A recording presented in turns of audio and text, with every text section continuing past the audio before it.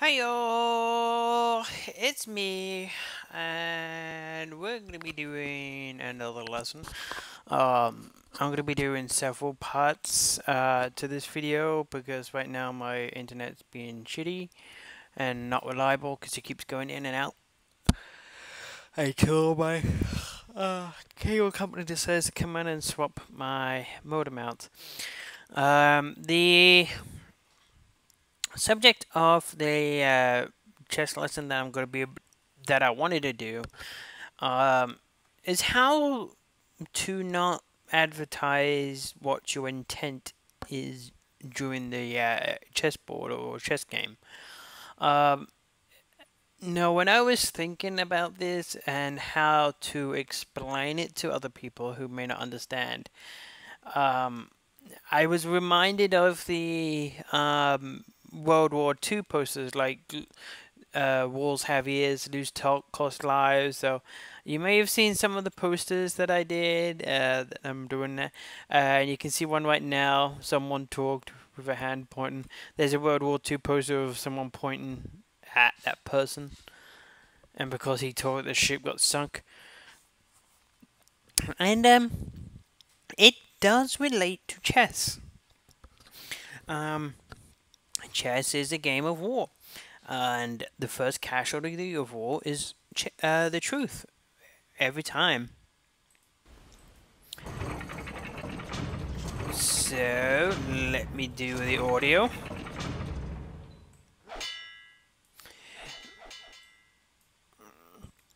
So what I mean by that is, for those who actually play over an actual chessboard, have you ever caught yourself pointing at the fingers because you can't count the moves ahead?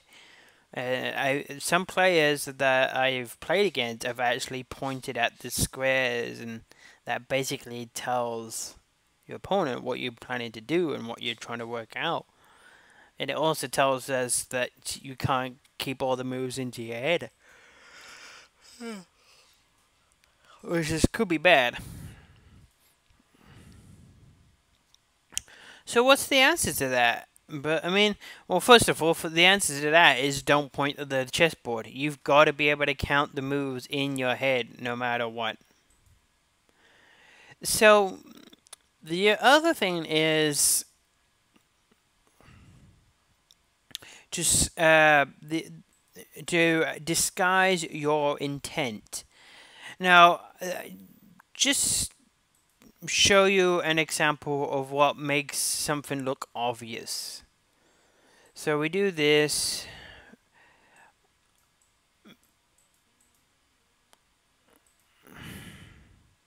And knight here.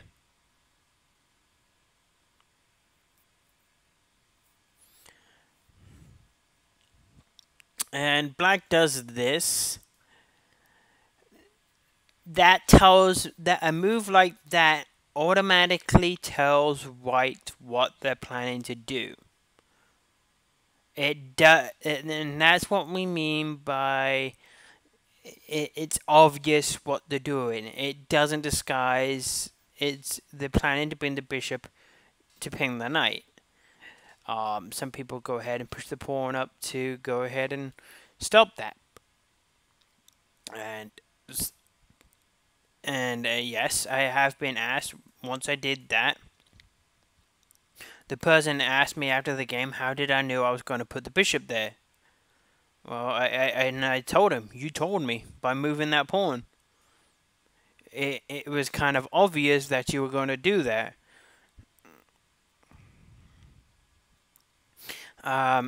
Because if he had perhaps got the knight out and then done the pawn, then like okay, he may not do that. He may just have it as an option of doing that. But to automatically go from e5 to d6, it tells you automatically that they're planning to pin the knight. You're going to go ahead and push the pawn up. So black now does this.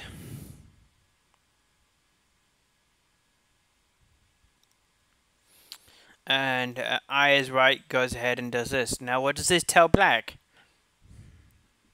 That I'm planning to castle kingside?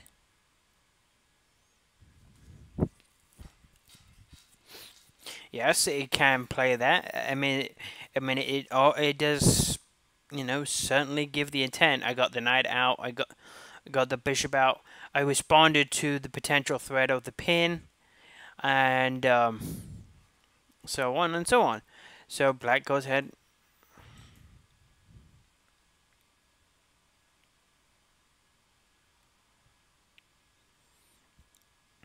So now just to throw black off,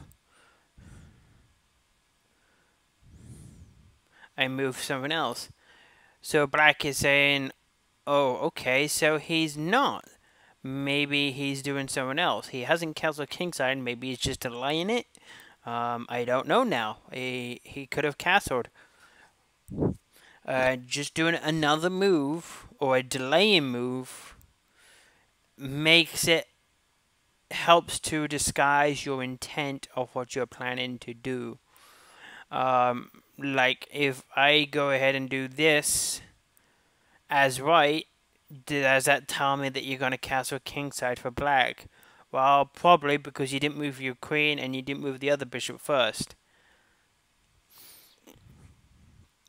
So I'm going to go ahead and do this. Just a typical opening, nothing too special. So black goes ahead and castles.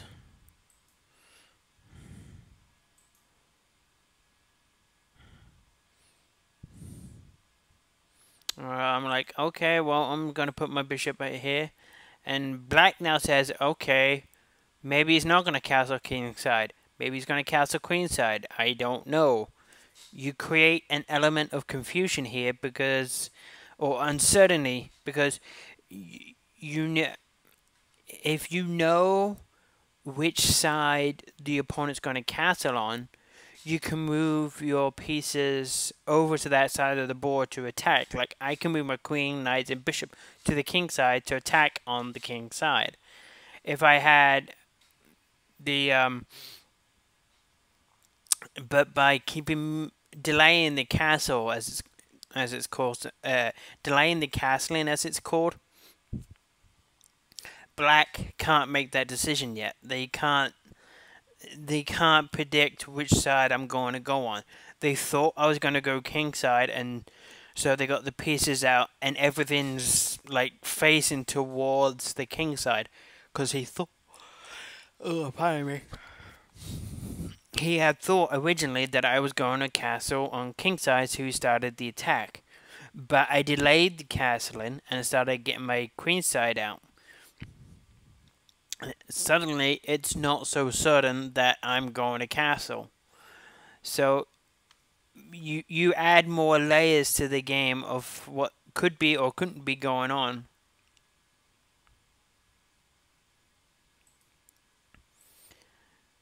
Bishop goes here.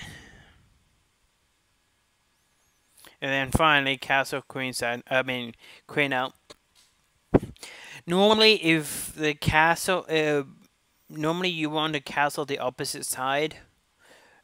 So if one castles king side, you castle the other side. Just so you can have the two rooks going up against the king. And you can use the 3 pawns or the whatever.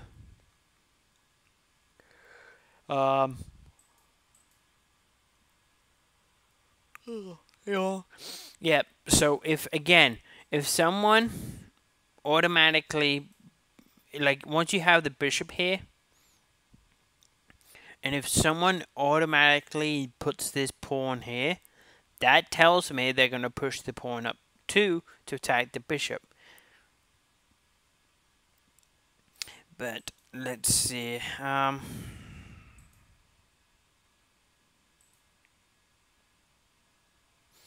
So let's start that again so you can see. So if I go here, pawn here, knight here,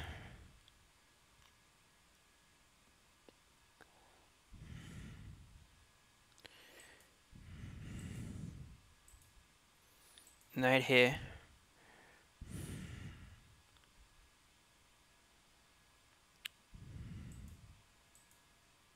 right here.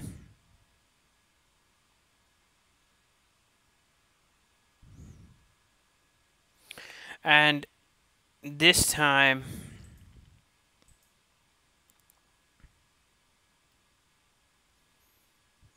I go here. Now I'm ignoring the fact that I'm handing the pawn.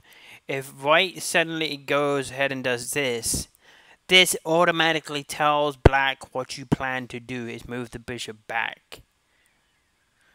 So you gotta be careful of the moves that you make in chess because they tell the person what you're planning to do. So you gotta be careful. Like you gotta try and disguise the intent at least. Now, if we could get on to chess.com, I would be able to show you the games where that was important. Because there was one where I took the pawn in the middle of the chessboard, and it looked like I was going to go for the g7 pawn. He protected the g7 pawn, but he forgot all about the h7 pawn. So it looked like I was attacking the b pawn, sorry, not the g pawn. He put the rook behind the b8, and then my queen took on h7. Because if you have a lot of things that a piece can do, which disguises the intent of the move, then you stand a much better chance. So let's.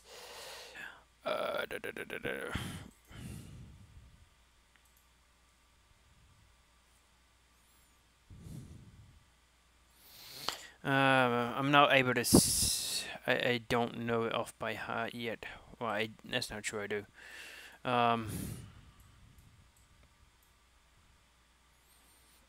It's like I try to tell you guys. It's when you play chess, you remember your own move. You remember your own games. I'm not entirely sure the entire position, but so don't don't quote me on it exact. But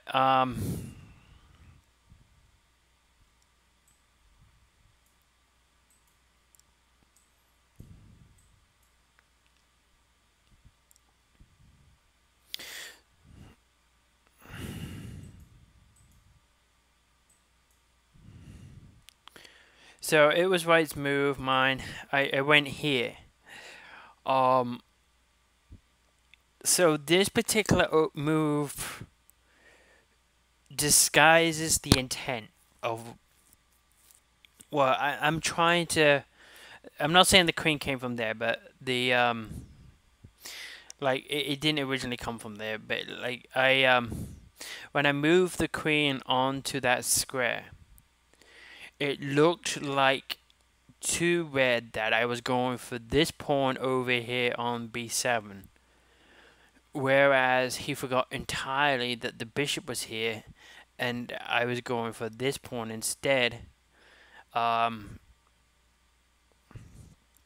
it was just it got very dangerous very quick, and he lost. He ended up losing the queen because I had my two rooks pinning it. But he went here to protect the pawn. And then queen goes ahead and takes the pawn on h7, check, and he's done like oh shit. So that's what I mean, trying to disguise your intent of what you're going to do. Now, if you're playing a long game, like a proper match tournament game, it's more and more harder to hide your plans, because if you think and watch through the entire board and look, you're going to see everything. I mean, you're supposed to look at every single move possible at the board. So in theory, you shouldn't miss anything. But the the problem is we're all human, and there's only so much that your mind's going to be able to process. If you've constantly got to have to keep thinking about the knight being pinned against the queen, if you've got to worry about the queen attacking three separate pieces at once while the bishop's coming up here, and then you've got to calculate how many pieces, and then you've got to calculate how much time you have left, and you've got to calculate the difference currently on the board, and you've got to work out if the material that you have is good enough. Even if you're behind, are your pieces stronger? Do you have momentum? Do you have play? Do you have precision? Is there any long range attacks? What's the person doing? Everything you have, that's just some of the things that you've got to be able to think about.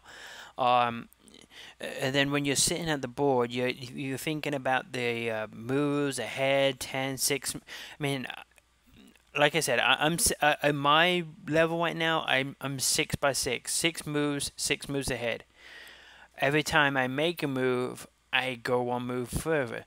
So I look at the entire board, and then I think of at least the 6 best moves, and then 6 moves ahead. And the masses and other people can see like 10, 20 moves ahead, and I probably could too, but I know my limits. So if you look at that, then a good player is going to be able to spot most of your intentions. But the more you do it, the more that you keep pushing, it's more likely that they're going to fall for it. Because when you start, like the league games that I used to play lasted for 3 hours. And to be honest, I don't know a person who isn't going to get tired. And what happens when you get tired? Your judgment lapses.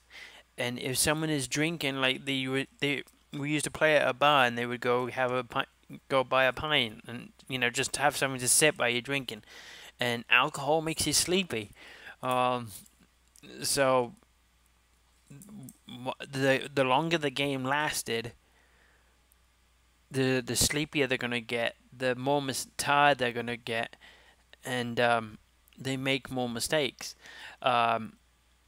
It's, I mean, it is kind of like a boxing match where you've got to tire out the heavyweight sometimes. But with online games as such, you still have that chance that somebody's going to distract them. They're not always going to be at their best.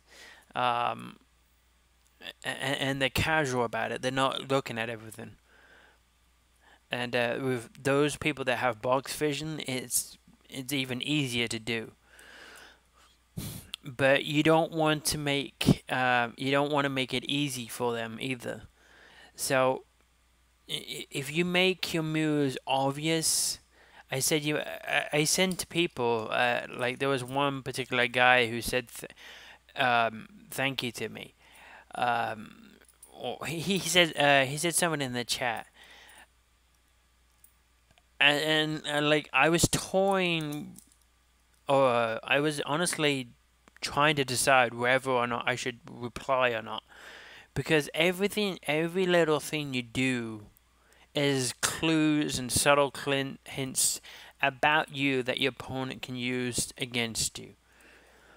Now, when the person talked to me, it tells me that they're overly friendly, but they're not. Further depth is they're nice to your face, but behind your back they'll be stabbing you. So I reluctantly just said a plain sentence. I didn't give him anything. It was like a generic sentence that I just said hi.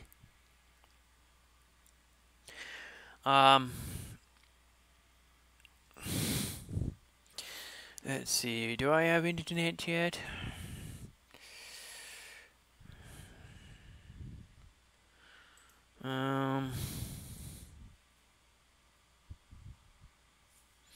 Looks like it's coming back up, so I'll be able to.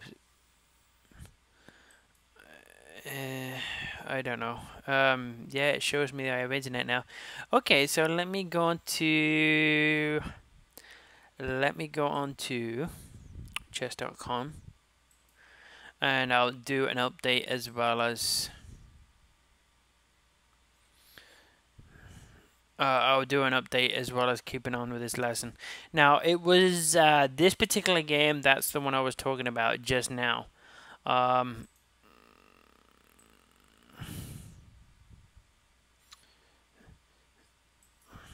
So this game is still in progress, but it's over. I mean, if I lose, I deserve my ass getting kicked. But pawn forward, and boom. Like, this tells, if anyone, like, I mean, a predictable move tells you your intent. If someone does c5, you know they're going to do the Sicilian. Again, that's an opening. So you know that's going to happen, and you know that means it's going to happen, you know that's going to happen. That was unorthodox. I mean, it is part of the opening, is the open variation. I'm more used to the night off variation that Kasparov and Short did, but that's fine. I still played it. Bishop takes, knight takes.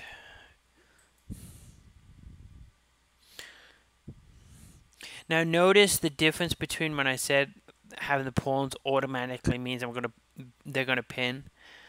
I had that line open for a while, and the knight came out, and then I pinned.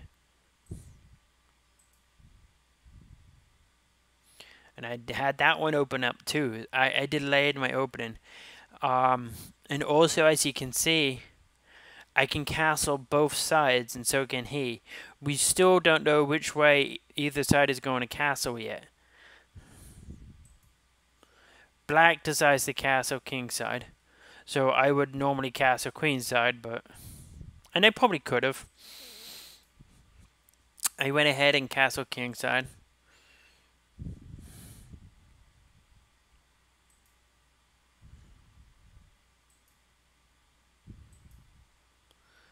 And, yeah, for some reason I left that pawn hanging.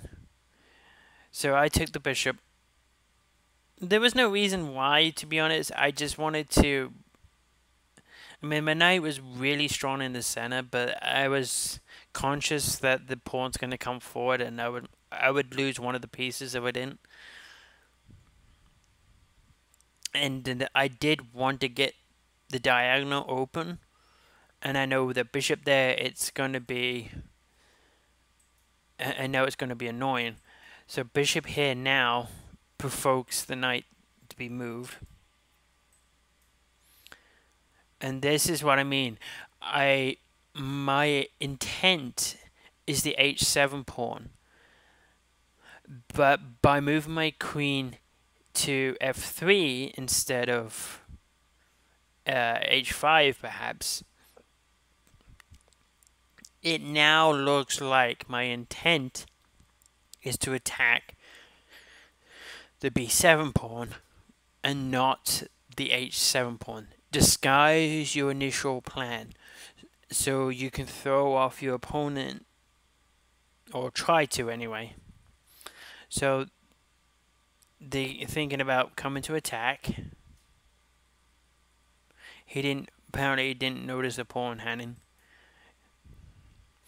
Now I move the queen here. To be honest, I thought maybe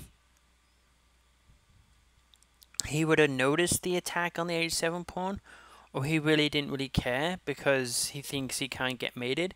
That's not the case.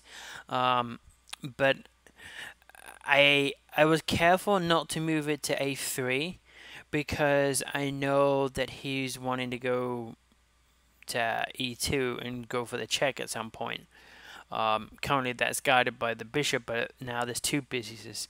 I was trying to get him to think that I was worried about the e2 square, so that's why I moved the queen there, as well as attacking that b7 pawn. And he fell for it, and that told me that my thinking of him was right. He was worried about the b7 pawn that was hanging for 2 turns now, and now I was able to get my attack. That's how you formulate a plan. You think of what you want to do. You look at it and you make it happen. But you try to do it in a way that isn't obvious, that you don't telegraph it to your opponent. Otherwise, they can stop it. Now, you're looking at yourself saying, well, that's okay. That's not much of a threat. He can't checkmate me. I can just move my king to d7 or e7 even. Big whoop. Oh yeah? Watch this. Pawn up. Now what would you do? If you take the pawn, how do you stop the checkmate?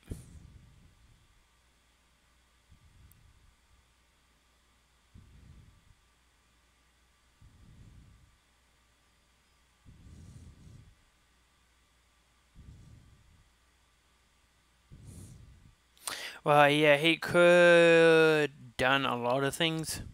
He could have done knight there. But he's in trouble. But he missed that one. He moved the king there, thinking that he was in trouble. So I took the pawn. He took back with the queen. And I was like, thank you very much for the Christmas present. He knew the queen was being attacked. So yes, the queen had to move. Because the rook's attacking it.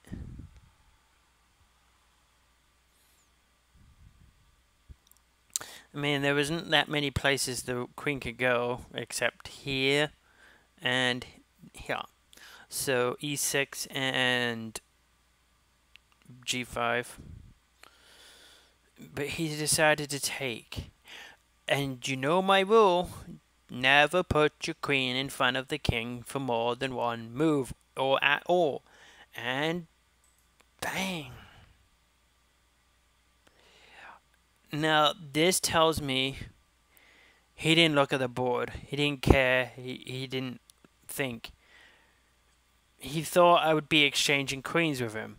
But no. Queen takes, rook takes queen. Check. I get the extra move. He takes back, and I go for a queen for a rook. I'm now 5 points up, and that's where the game currently is right now.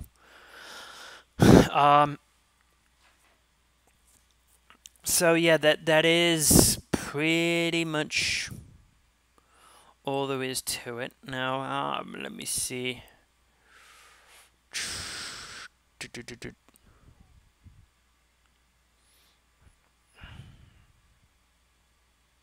I did lose that one. I was kind of an idiot because I didn't look at it. I was like, oh dear. And it was exactly what I'm trying to tell you. I was distracted with my own attack, and I completely overlooked. Now, this guy is the annoying asshole. Now, the person wrote in the chat, you're pretty good. And now, I did take my time before I responded, because if I said what I wanted to say to him, it says you wouldn't be so bad if you want my advice, stop telegraphing your moves. You know, because every single move he did so far told me what he was going to do. And I had to fight the urge to tell him that, and I had to fight the urge to say anything at all other than thank you. Um, I like to ignore people if they try to talk to me inside of the game, unless it's a friendly or I know them, like Verdict.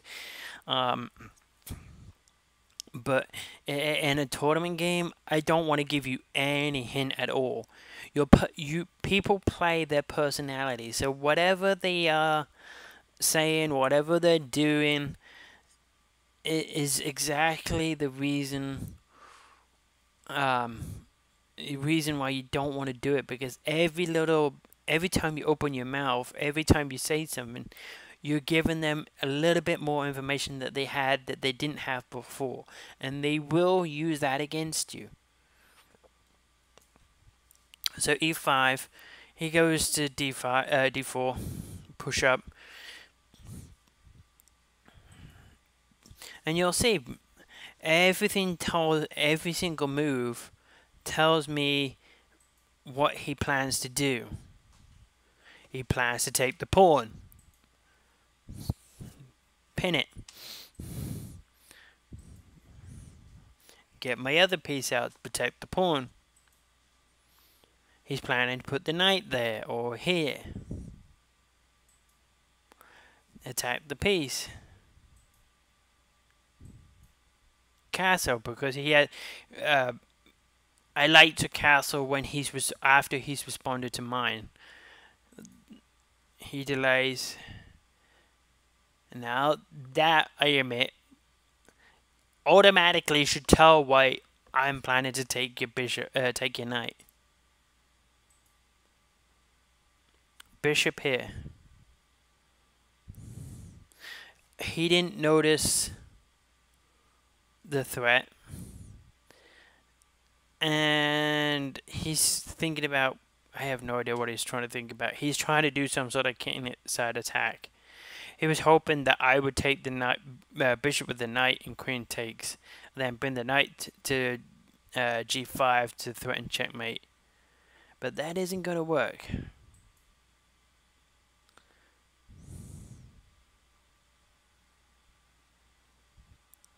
Basically, it's the same attack, but flipped. But I have the move advantage.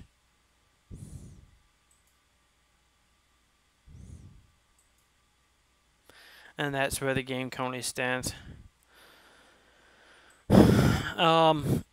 These other games right now.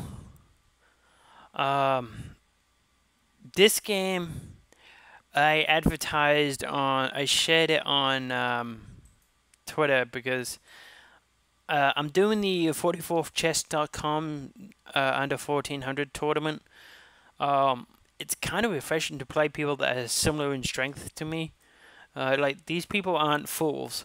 They aren't going to make the same stupid mistakes as people that are like 800, 600 are. So my tricks aren't going to be as working as much. So I still play my normal opening. You don't change a game just because you're fighting a stronger opponent. They're trying to intimidate you. Don't fall for it. Intimidate them. So I go ahead, get the pawn up, and threaten checkmate. I mean, yes, pushing the pawn up should have told him my queen's coming here to threaten checkmate. I castle, because he responded to my threat. And that pushes the pawn up. Now he's trying to do something about it. That tells me he's trying to either thinking about pushing the pawn up here, or doing the fianchetto with the bishop. I'm just developing. Queen goes back.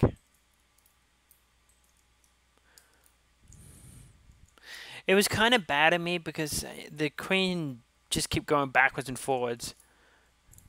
I kind of relegated the queen to a bishop's role. And here's another reminder about the importance of knowing when to move backwards. The knight coming back allows me an extra piece to protect the central pawn. I saw his pieces are ganging up on this side. They got the knight, two bishops, and a queen coming towards my king side. And again, more than likely, he was planning to go bishop, h3, pawn takes, queen takes, and then it comes here, threatening checkmate here. So, give myself extra time, allow my knight to come over. And yeah, that does open myself up for an attack. But so what? If in doubt, shove a pawn in the middle. And that's kind of, I mean, it looks odd, but it's actually incredibly strong because it's not breakable. The knight can't come here. The bishop's getting pushed back. The only place the knight can go is backwards.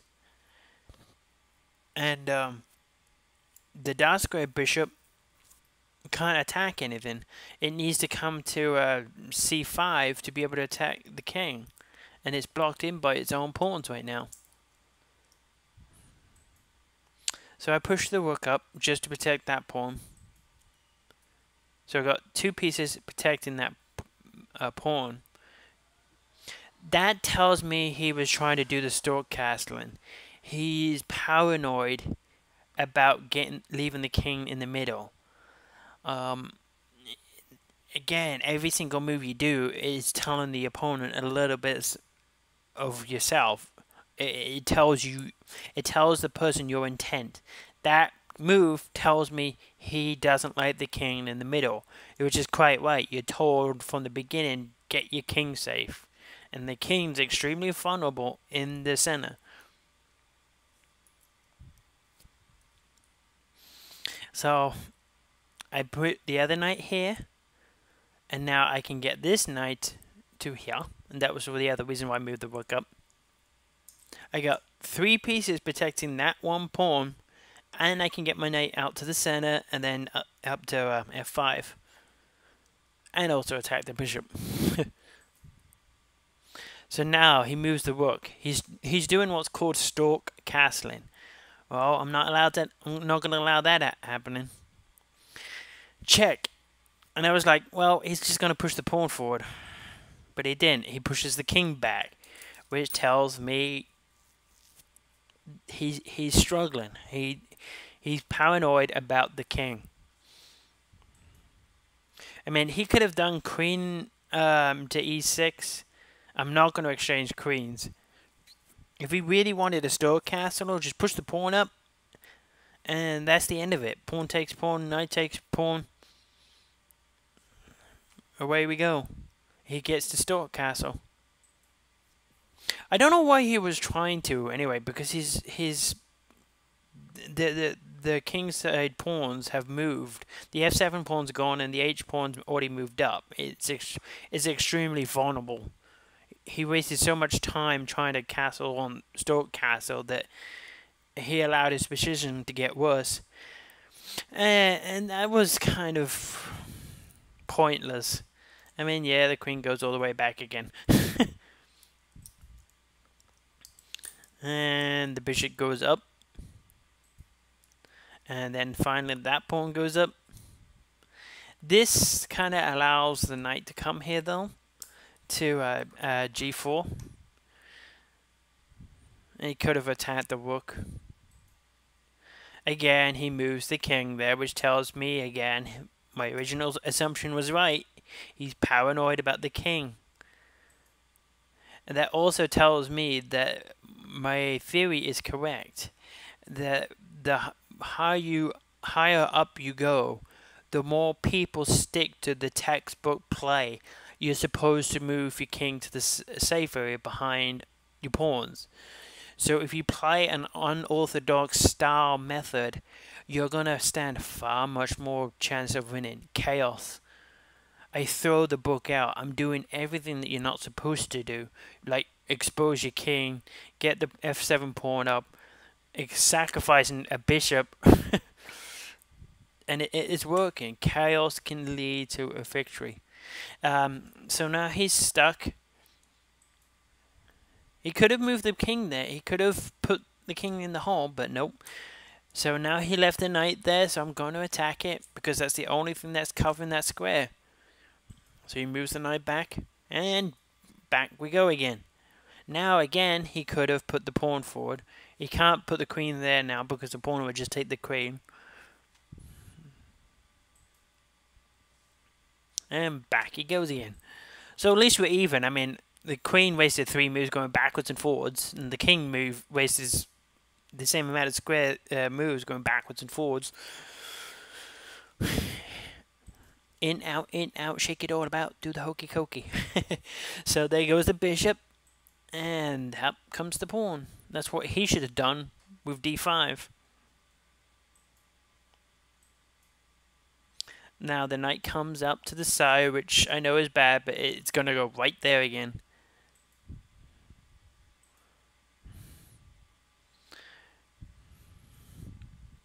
So right now I'm attacking the rook and the bishop. He has to take. Now I have a threat of again f7. I have the rook and the queen scaring the pants off him, with my knight coming here to support. And yes, I mean there's a technical detail of his knight being in the way and his rook and bishop.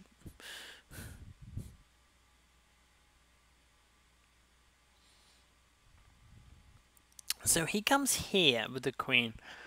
I'm not entirely sure why, because to me at first glance it looks like a complete waste of move. I mean, there is no obvious intent here, put it simply, other than to attack the pawn. And it seems like a complete waste of time to go pawn grab, and that pawn isn't going anywhere. But he gave me vital information that he is desperate to get his king behind that pawn. And that pawn stops his king going right there again. So again, he's doing absolutely everything he can just to get that done. But he's wasting so much time and effort that could have been directed towards me. Instead, he's pissing it away, trying to do something that's never going to happen. My queen's still on that diagonal. If I push that pawn forward, it's on that diagonal. He has no pawn defense. His pawn defense is kaput. So that move of the queen here was a complete waste of time. Yes, he gets a pawn, big whoop. So let's see. I mean, he could have done absolutely anything.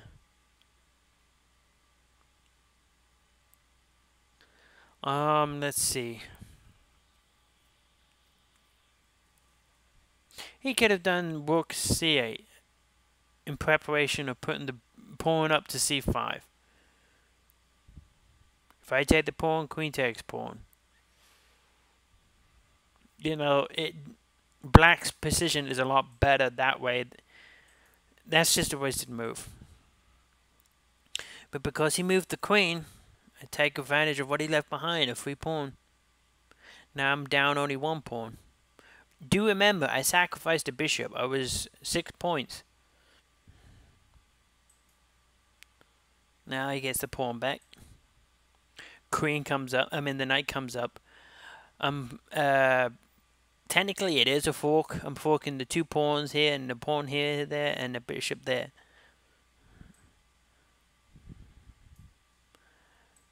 And yeah, that also tells him my intent is putting the queen there to threaten checkmate. Moving the knight there protects that square and also attacks the rook. Rook back.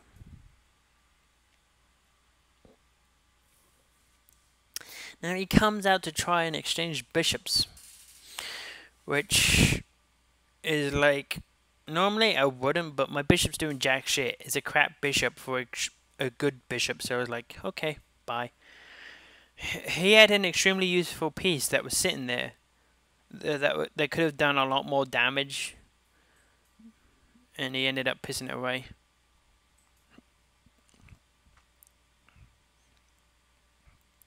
So here comes the threat. He left that pawn open.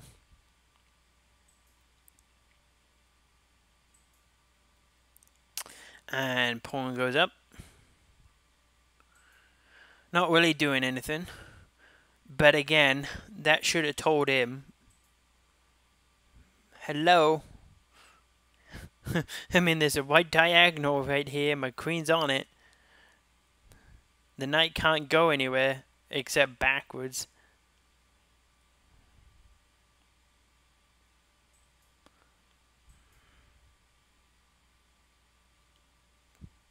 And check.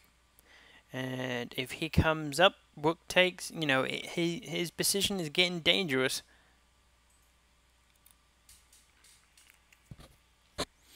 Now, there was so much that I wanted to try and do. Like, I was thinking of how to check him and win his queen by moving the knight out of the way.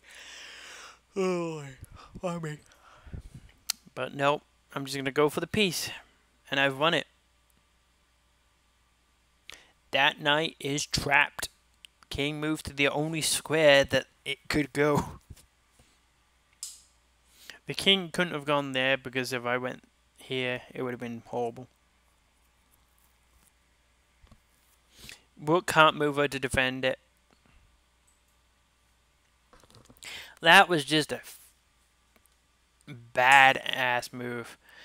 He should have just moved the knight to anything, like either a5 or c5. So when I take it, he can at least get a pawn for it and go 2 pawns down, you know. But here, he loses 2 pieces. Because now, what you going to do? 2 pieces are attacked. You can't defend both of them.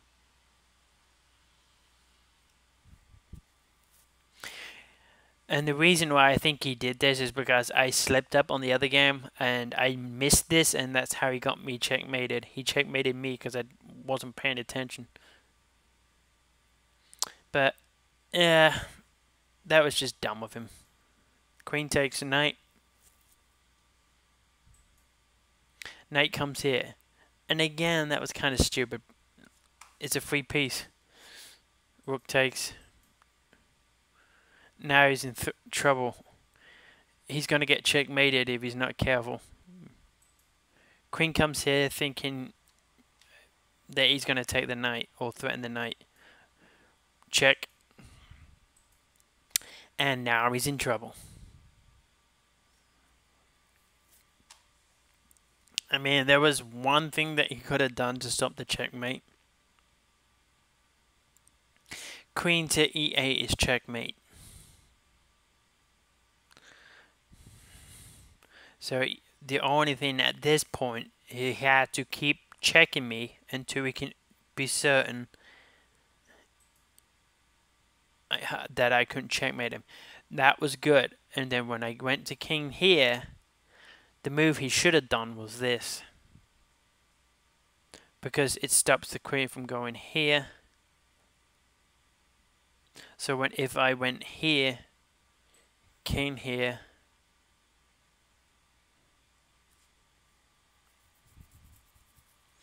and it's extremely close, but I can't checkmate him.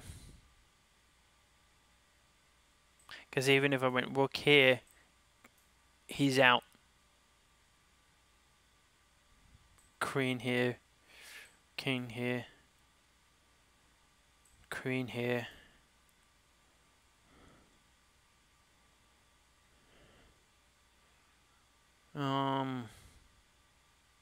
King here to stop the checkmate there. Check. There we go. Check. So it does lead to checkmate.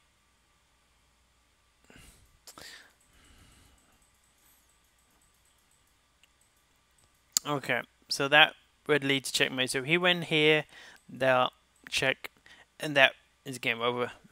Um, he didn't resign yet, but he's going to. Now, to be fair, I was an idiot on this game, so I need to show you this one. I think I would have beaten him, but I screwed up. Like, I can't believe I screwed up so bad. So he was white, I'm black. Again, I did my typical opening. Exactly the same. But just as with the black pieces.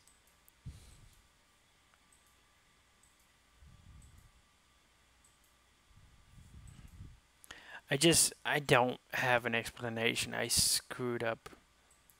I should have just taken the knight. And then that wouldn't have ever happened.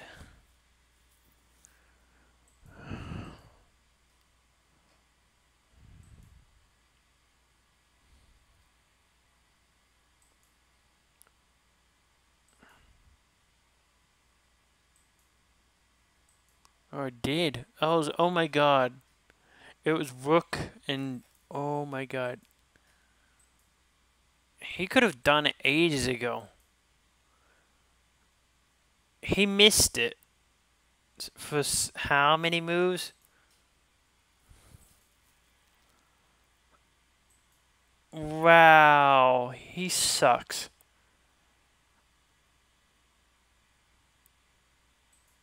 Wow, and I suck even worse for missing it. We both suck. 1, 2, 3, 4. 4 moves we missed the checkmate. That's unbelievable. What the hell got into me?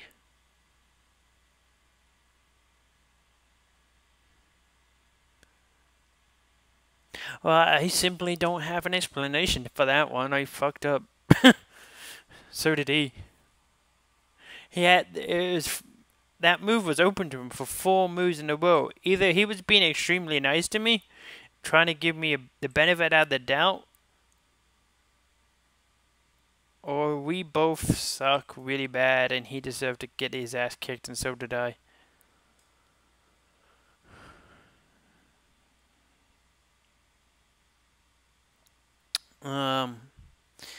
This guy, the same guy that I showed you that game, this one is the opposite game that I'm playing with him. I'm kind of down on several points, so 12 pawns down. I don't know. I think I can draw against him. But yeah, so that's the main point of the lesson is just be more careful of what you do and what you say, even when you're playing online chess. Every single move you do, everything you say in chat tells the opponent just that much more information that they will use to use against you. So stay safe.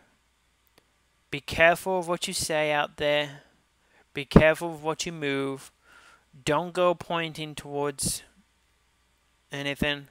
And remember, when you point at your pieces and point at the squares, you're telling the opponent everything that you're doing. And you need to keep your plans secret because if they know, they can stop it.